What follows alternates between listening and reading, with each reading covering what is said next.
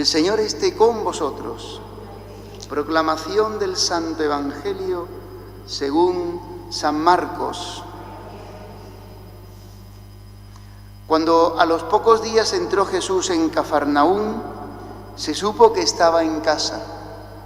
Acudieron tantos que no quedaba sitio ni a la puerta, y les proponía la palabra.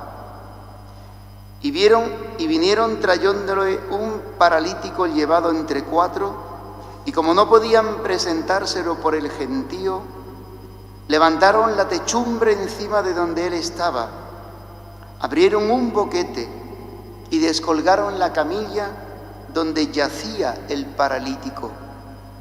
Viendo Jesús la fe que tenían, le dice al paralítico: Hijo, tus pecados te son perdonados.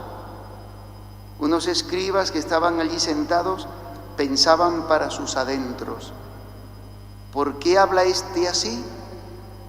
Blasfema. ¿Quién puede perdonar pecados sino solo uno, Dios? Jesús se dio cuenta enseguida de lo que pensaban y les dijo: ¿por qué pensáis eso? ¿Qué es más fácil?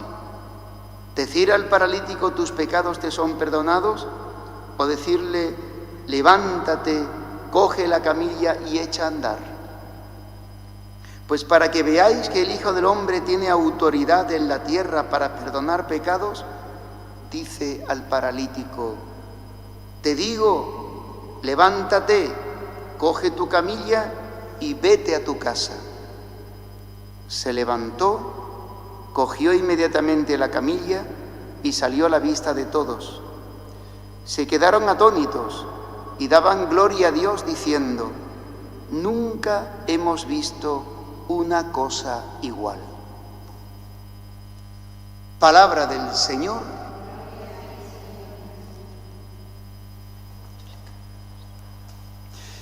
Queridas hermanas, en la palabra de hoy podemos ver como varias cosas interesantes. Podemos subrayar al menos 3. La primera, en la primera lectura, vemos como el pueblo de Dios, Israel, es el pueblo elegido por Dios, con el que Dios ha hecho una alianza, y Dios ha comprometido en ser su Dios, a llevar a su historia, a conducir su historia hacia el reino de los cielos, hacia el reino de Dios, y ellos ser su pueblo. Ellos han dicho: queremos ser tu pueblo. El pueblo es llevado adelante por los profetas, por los jueces, por aquellas personas que Dios pone al frente. Las pone Dios. Dios es no el dueño en el sentido de absoluta propiedad, ¿no? Pero sí el Señor del pueblo, su Dios. Todo lo que ellos son se lo deben al Señor, porque eran unos esclavos. Son los hijos de Abraham. No tendrían que haber existido, porque Abraham no tenía posibilidad de tener hijos, ya lo sabemos. O sea, Dios ha ido haciendo con Israel toda una historia de salvación, toda una creación como pueblo elegido. Pues llega un momento, hoy, ante el profeta Samuel, que es el profeta que Dios les ha puesto para llevarles por los caminos de sus mandamientos, de su alianza, y le dicen al profeta Samuel: queremos tener un pueblo como todas las demás naciones de la tierra. Somos el pueblo de Dios, pero queremos ser como los demás pueblos de la tierra. No queremos ser solo el pueblo de Dios, ni tan siquiera queremos ser el pueblo del Señor. Es la mundanidad de la que tanto habla el Papa, el espíritu del mundo. Queremos ser como la gente de la calle, como la gente del mundo, con sus deseos, con sus aspiraciones, con sus ideales, con sus objetivos, con su dinero, con su fama, con sus comodidades. Queremos vivir como vive el mundo. Queremos tener la felicidad en donde la busca el mundo, es la mundanidad. Eso es contrario a la alianza con el Señor, a sus caminos, a sus mandamientos, a su palabra. Eso es contrario. Pero no porque Dios venga a fastidiar a la vida de los hombres, de los que creen en Él, sino porque solamente su palabra lleva al hombre a la verdadera vida, a la verdadera felicidad. De hecho, cantamos en un salmo: tu palabra me da vida. Y San Pedro dirá a Jesús, cuando está explicando en el discurso de la Eucaristía que Él es el pan de la vida, que tienen que comer de Él, y ellos entienden que era como caníbales, que tenían que comer la carne física de Jesús. Entonces muchos de los que le seguían ya no siguieron más a Jesucristo. Como dice la gente, perdió la fe, ya no creo más en Dios. Somos libres para creer y para seguir a Jesús, o para renegar. ¿Y qué dice Pedro? Cuando Jesús le dice, ¿también vosotros queréis marcharos? San Pedro dirá, ¿recordáis? Señor, ¿dónde quién vamos a ir? Solo tú tienes palabras de vida eterna. Correcto. Solo tú tienes palabras de vida eterna. Pues Dios no es que viene a fastidiar la vida de los hombres con mandamientos, sino que sus mandamientos conduce la vida de los hombres a la verdadera vida. Caminos de vida. Israel no quiere eso. Quiere ser del mundo, como del mundo. Pero eso también está dentro de nosotros. Esa es la lucha de todos los días. La lucha contra el pecado, la lucha contra la carne, la lucha contra el mundo. 3 enemigos tiene el alma: mundo, demonio y carne. Eso ya lo sabemos.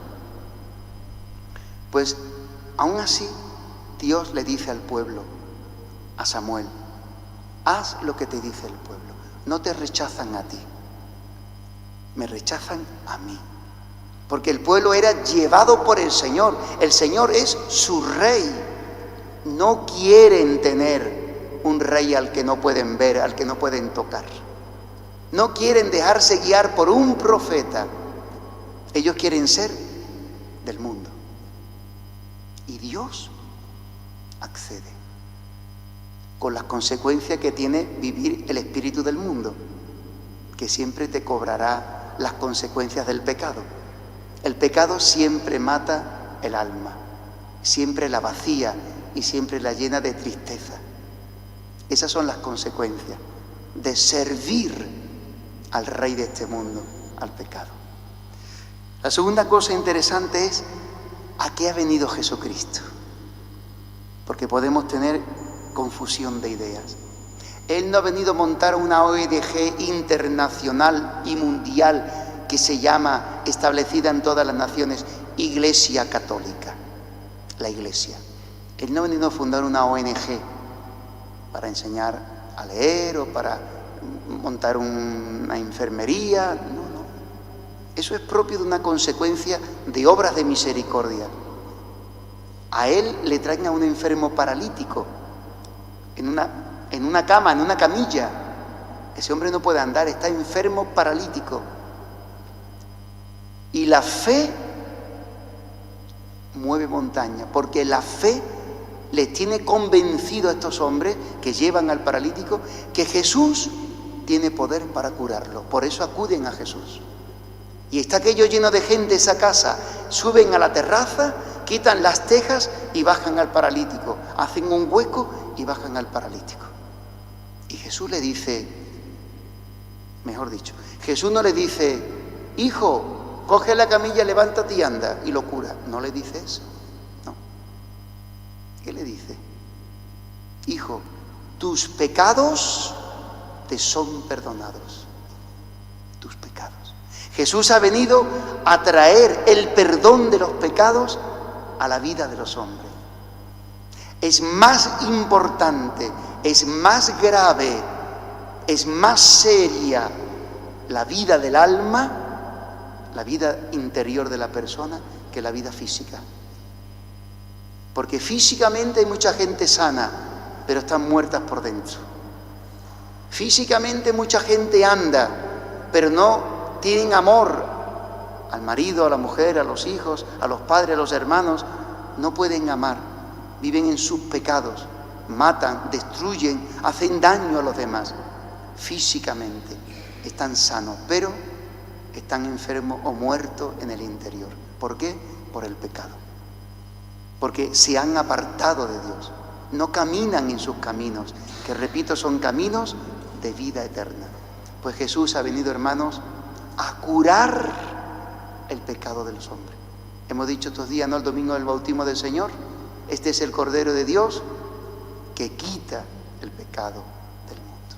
El problema que yo tengo cada día, el problema que tienes tú todos los días, el problema que tiene el hombre de este mundo todos los días es el pecado. No poder hacer la voluntad de Dios, no cumplir sus mandamientos, salirnos del camino que nos lleva a la vida, que en definitiva es no amar, no poder amar, pensar mal, criticar, insultar, ofender. Al final, en definitiva, el pecado es ofender a Dios, no corresponder con nuestra vida amando a aquel que nos ama de un modo infinito y eterno, que es Dios, que nos lo da todo. Eso es el pecado. No un no cumplir normas, sino un no vivir amando a Dios y amando al prójimo. Y cada uno tiene así de posibilidades cada día en donde cae y donde lo vive y lo experimenta, todos. Pues démosle gracias al Señor que nos pone hoy esta curación para decirnos: yo vengo a curar el problema más gordo que tienen los hombres, que son sus pecados. No amar ni a Dios ni al prójimo. No es cuestión de creer en Dios. También los demonios creen y están en el infierno. Es poder vivir la vida de Dios en nosotros. Y hay tantas cosas que son impedimentos en nosotros, actitudes, comportamientos, formas de actuar, formas de... Pidámosle al Señor esa curación del alma para poder vivir su vida divina en plenitud en nosotros. Amén. Elevemos